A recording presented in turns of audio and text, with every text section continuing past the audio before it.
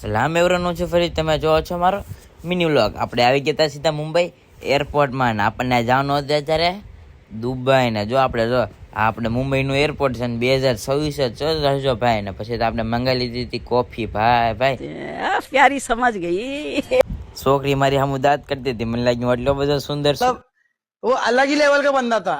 પછી તો આપણે પગી ગયા હતા દુબઈ. હો ભાઈ જોઈ લેજો ને, અહીંયા લખેલું આવી ગયું હતું વેલકમ ટુ દુબઈ. મને ખબર જ છે ભાઈ દુબઈ તો મને તો આપણે જો એટલી બધી બીક લાગતી હતી કે ભાઈ તમે વિચાર જ ન કરો. મને લાગ્યું પ્લેન બ્લેન આપણે પેટ્રોલ પૂરું થઈ જાય ક્યાં જવાનું, ભાઈ પેટ્રોલ ન પૂરું માંડ આપણે પગી ગયા. પછી આપણે આ દુબઈના એરપોર્ટમાં આવી ગયા હતા. આમ જો ઝાડવા જ દેખાય છે, મને બીજું કંઈ દેખાતું જ નથી. જોઈ લો બધી કોર ઝાડવાઓ.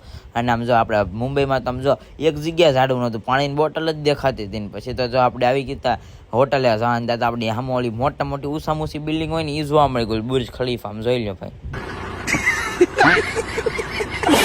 વિશ્વની ઊંચામાં ઊંચી બિલ્ડિંગ ભાઈ. અને પછી તો આપણે જોઈ બુર્જ ખલીફાની હામી હોટલ હતી ને એમાં આપણે રહેતા રૂમ લઈ લીધો હતો. ને આપણે શું લેવા દુબઈ આવ્યા હતા ખબર છે ને, આપણે છે ને આ બુર્જ ખલીફા લેવાની છે 20 લાખ કરોડ રૂપિયાની. તમે ખાલી નજારો જ જો ભાઈ. આમ જો બધી બિલ્ડિંગ ને બિલ્ડિંગ ઊંચી બિલ્ડિંગ. અહીંયા ખુરશી હતી, મેં કીધું એક ખુરશી મેક ને ભાઈ તો